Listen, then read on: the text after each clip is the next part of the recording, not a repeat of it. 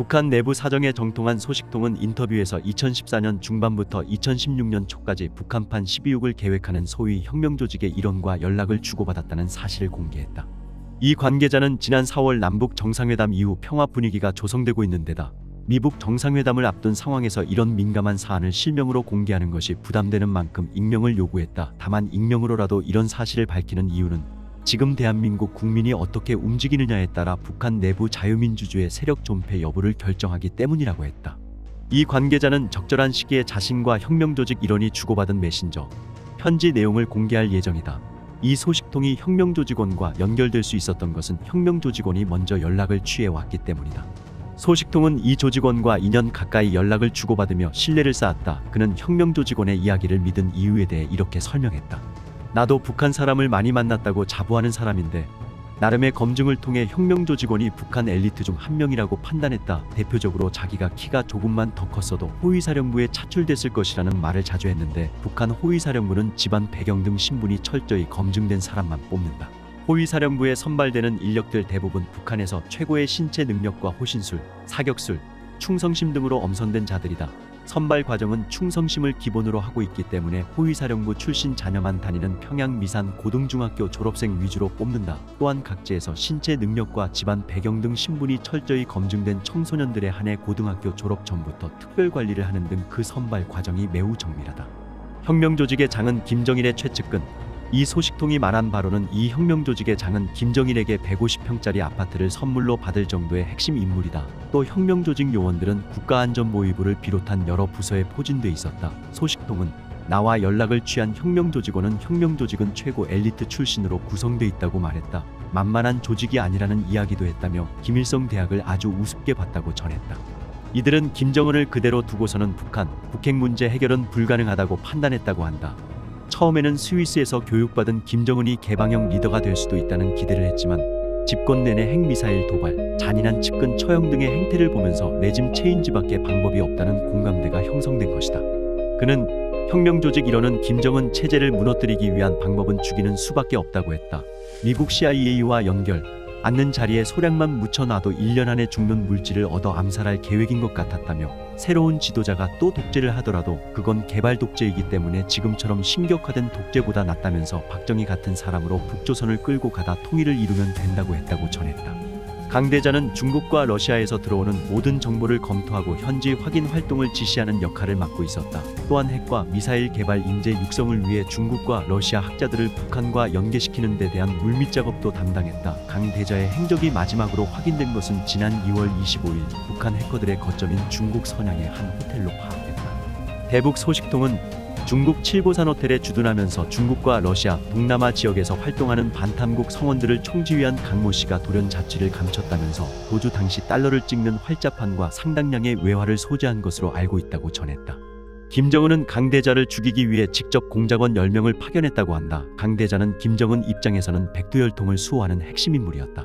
취재 결과 당시 국가정보원도 북한 내부에 혁명조직이 존재한다는 사실뿐만이 아니라 이들이 구체적인 김정은 암살 계획을 세우고 있다는 것도 인지하고 있었다. 당시 국가정보원 대북 파트의 핵심 관계자는 박근혜 전 대통령이 탄핵만 당하지 않았어도 통일이 됐을 것이라며 통일할 수 있는 절호의 기회를 놓친 것 같아 두고두고 아쉽다고 했다. 박근혜 국정원이 2015년 12월 남북 당국자 회담이 결렬된 후 대북 관계가 대결 국면으로 치닫자 북한의 리더십 체인지를 목표로 하는 혁명조직을 지원했는데 박근혜 전 대통령의 탄핵 후 지원이 끊기고 조직의 계획이 끝내 무산됐다는 것이다. 국정원 측은 사실무근이라는 입장을 밝혔다. 다만 박근혜 정권 청와대 핵심 관계자는 이 정도의 내용은 국정원장이 대통령에게 직접 보고한다며 다만 당시 상황을 봤을 때 국정원이 북한 내 혁명 세력의 존재를 파악하고 지원해줬을 것이다. 이럴 때 쓰라고 국정원 특별활동비가 있는 것 아니겠느냐라고 했다.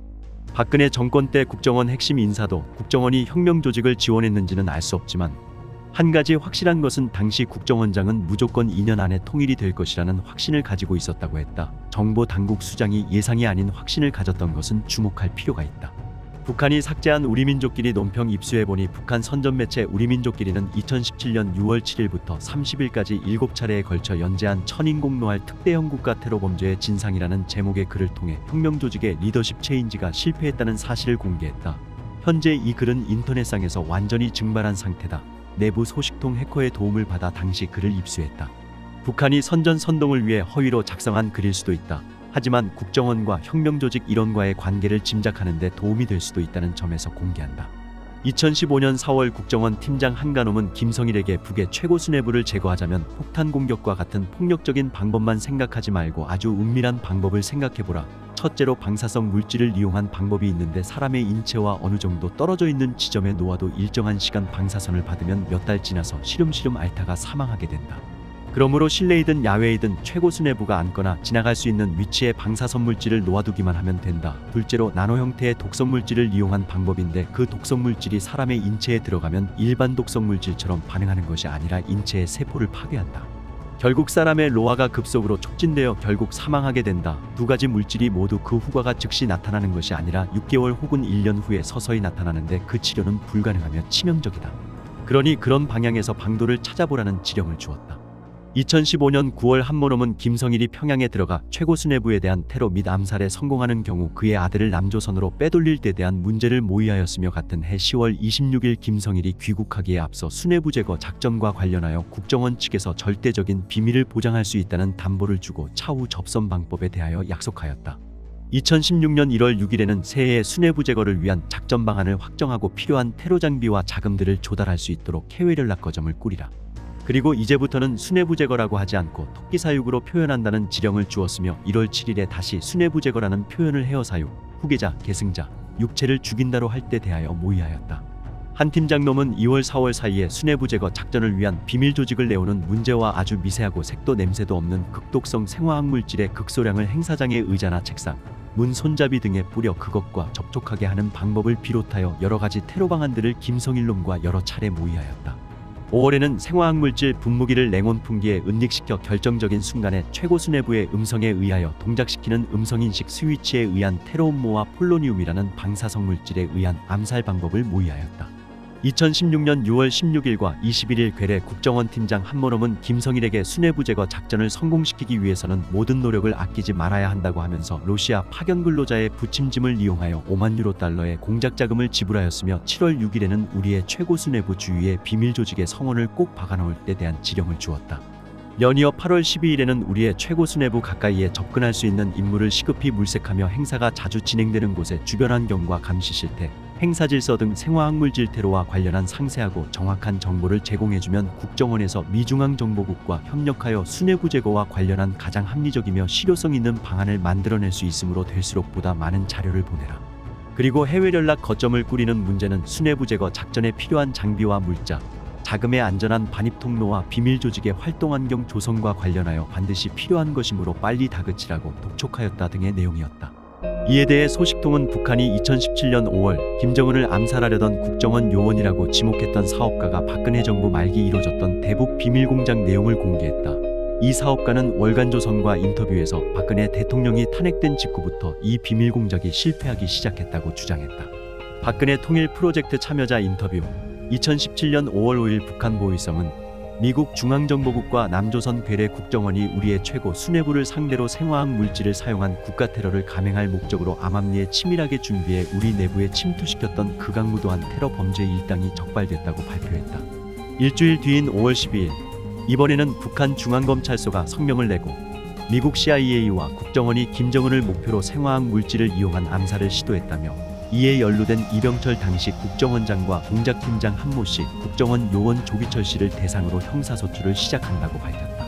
북한 중앙검찰서가 언급한 조기철 씨가 최근 월간조선과 인터뷰를 가졌다. 월간조선은 2022년 1월호에서 박근혜의 통일 프로젝트에 참여했던 민간인 조기철 씨가 문재인 정부의 국정원이 나를 버렸다며 찾아왔다며 그가 공개한 내용을 소개했다. 조기철, 2000년 2년 맺은 국정원 요원, 16년 만에 만나 대북 공작 도와 조 씨는 2000년 남북 합작 애니메이션 사업을 하면서 국정원 요원 한모 씨를 소개받았다.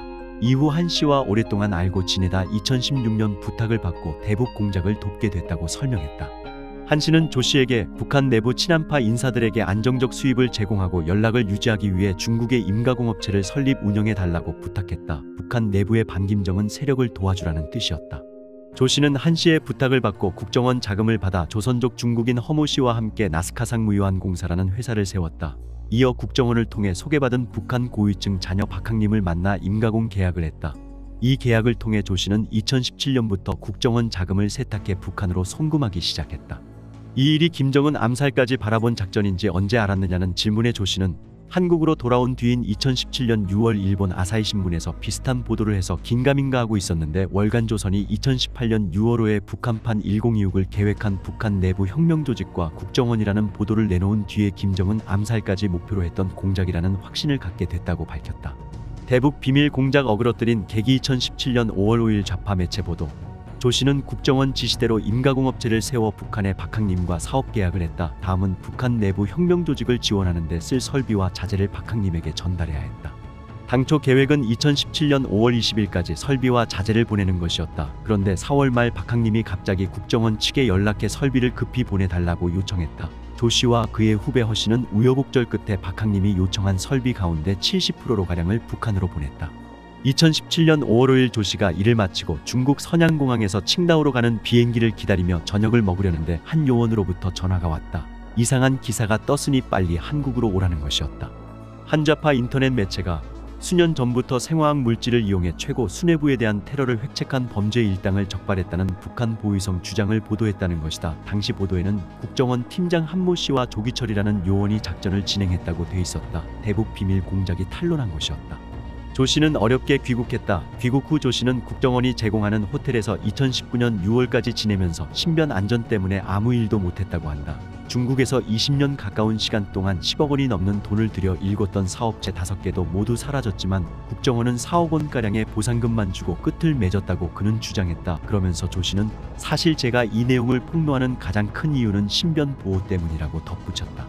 대북 비밀 공작 실패. 박 대통령 탄핵 후 국정원 내부서 북한의 정보 흘린 듯 북한은 조 씨를 대상으로 암살 스탠딩 오더, 암살이 성공할 때까지 지속되는 명령을 내린 상태다. 이 사실을 알았던 국정원은 2018년 9월 조 씨에게 서울경찰청 담당자에게 전화를 걸어 신변 보호를 요청하라고 했다. 그러면서 당신이 참가한 공작에 대한 이야기는 절대 말하지 말라고 당부했다. 담당 경찰은 신변 보호를 받아야 하는 이유가 뭐냐고 물었다. 당연한 질문이었다. 하지만 이유를 밝힐 수 없었던 조 씨는 신변 보호를 받지 못했다. 조 씨는 자신이 가담했던 대북 비밀 공작이 실패한 결정적 이유를 박 대통령 탄핵이라고 봤다. 박근혜 전 대통령이 탄핵당한 2017년 3월 10일부터 일이 꼬이기 시작했다는 주장이었다. 탄핵 후 그가 후배 허 씨와 함께 북한의 박항님을 중국에서 만났는데 이 장면을 누군가 영상으로 찍어 북한으로 넘겼다는 것이다. 조 씨는 당초 5월 말로 예정됐던 작전이 북한 측 인사의 요청으로 앞당겨지는 등 의심스러운 부분이 몇 가지 있었다며 국정원의 온건파 쪽에서 북한의 정보를 흘린 게 아닐까 하는 의문을 갖고 있다고 밝혔다. 2017년 5월 대선 이전부터 문재인 정부가 들어설 게 거의 확실하지 않았느냐. 문재인 정부의 줄 서려는 국정원 핵심 관계자들 입장에서는 북한의 심기를 건드리기 싫었을 것이라는 게 조 씨의 생각이다. 그러면서 조 씨는 박근혜 정부의 국정원과 문재인 정부의 국정원이 어떻게 다른지 지적했다. 이어 박근혜 정부에서 33대 국정원장을 지낸 이병우 전 국정원장이 국정원 무력화 실록을 세상에 내놓았다. 이병우 전 국정원장은 박근혜 정부에서 33대 국가정보원장을 지내다가 당시 박근혜 전 대통령에게 특수활동비 21억 원을 지원했다는 혐의로 3년 6개월의 징역형을 받아 옥고를 치룬 인물이다. 북한 정권은 지난 70년 내내 국가보안법 폐지와 국정원 해체를 주장해왔고 문재인 정권은 이병우 국정원장을 감옥으로 보낸 것이다. 그리고 그는 감옥에서 끝없이 물었다. 국정원 무력화로 가장 이득을 보는 집단은 누구인가? 이 책은 국정원은 최고의 적폐청산 사냥터였다고 써내려간다. 문재인 정권은 갑자기 적폐청산이라는 명분을 내세워 박근혜 전 대통령과 국정원장 3명을 국고손실죄로 엮었다. 대통령의 국정원 예산 지휘가 불법이라고 판결한 것이다. 350명이 넘는 전 현직 직원이 검찰 조사를 받았고 국정원장 3명을 포함한 46명의 직원들이 감옥에 갔다. 정보기관으로서의 영혼을 다친 것이다. 책에서는 당시 법정에서의 저자의 증언을 다음과 같이 기록한다. 국정원에 대한 대통령의 지휘권은 헌법과 법률에 따라 보장된 것이다. 대통령의 첫 번째 책무는 국가안보다. 대통령은 국가안보를 위해 국가의 모든 자원을 동원할 수 있어야 한다. 박근혜 전 대통령은 돈을 착복하지도 사익을 위해 국정원 지원 자금을 사용하지도 않았다. 그런데도 대통령이 국정원 예산을 잘못 사용해서 국고 손실을 했다니 이는 어떤 문명국가에서도 있을 수 없는 가당치 않은 범죄 혐의다. 저자가 평생 어떠한 자긍심을 가지고 국가에 헌신했는지 역시 그의 다음과 같은 증언을 통해 읽어낼 수 있다. 적폐청산 판결은 김명수 사법체제의 최대 오점으로 역사에 기록될 것으로 나는 믿는다. 이 대법원 판결에 대하여 위헌심사 헌법소원을 청구한 상태다. 이병호 국정원장은 책을 통해 국정원 직원은 자신의 직무 경험을 평생 함구하는 침묵의 직업 윤리를 지녀야 하지만 감옥에 갇혀 있으면서 이 침묵의 윤리를 깨고 국정원에 대한 부당한 박해를 항변해야겠다고 생각했다고 전했다. 이 책은 합법과 불법, 공개와 비밀 사이에서 끊임없이 줄타기해야 하는 국가 정보 업무의 속살을 소개하는 입문서이기도 하다. 워싱턴 주미 대사관에 파견 근무 중 현직 중정부장에 의한 대통령 시해 사건을 접했을 때의 망연자실, 우연에서 비롯해 성사된 전두환, 레이건 정상회담, 아웅산 테러, 노태우 북방정책 마코 조율, 태영호 전 공사 탈북과 유경식당 13명 집단 탈북 등 생생한 정보 현장 이야기를 책 곳곳에 녹여넣었다. 정성산TV 좋아요, 구독, 알림은 큰 힘이 됩니다. 후원해주시는 모든 분들께 가열차게 멸공.